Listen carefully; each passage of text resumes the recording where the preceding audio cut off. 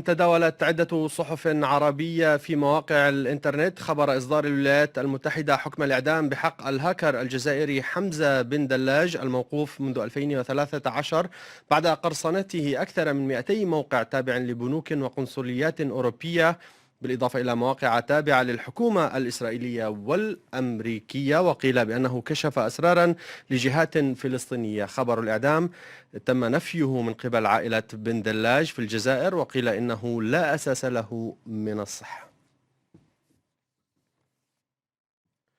وللوقوف على آخر تطورات هذا الموضوع تنضم إلينا من الجزائر الصحفية خلود نوي. أهلا بك سيدة خلود. بداية، ما صحة هذا الخبر وما المعلومات لديكم؟ خبر الإعدام بالتأكيد. أهلا بك.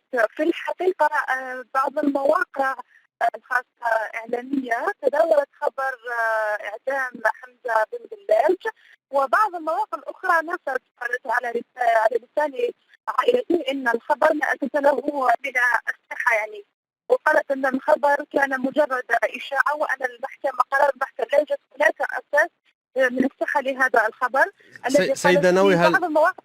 نعم سيدة نوي، هل لديكم اتصال مع عائلة بن دلاج؟ في الحقيقة لم يكن هناك اتصال مباشر، كان من بعض الأطراف يعني.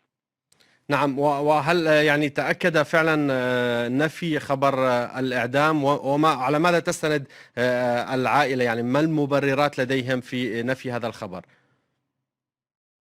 والله حاولنا مرارا الاتصال بالعائلة لكن لا توجد إجابة في الحقيقة. طيب، إصدار مثل هذا الخبر، خبر الإعدام، هل قمتم بالتأكد يعني من الذي أصدر مثل هذا الخبر؟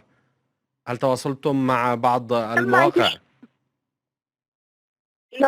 تم انتشار الخبر بسرعة، والذي يقضي أن محكمة أمريكية حكمت بحكم الإعدام على حمزة بن دلاج بعد اتهامه بقسم المواقع. يعني حتى الآن لم يتأكد الخبر، وكان مجرد يعني خبر انتشر بسرعة عبر مواقع التواصل الاجتماعي خاصة.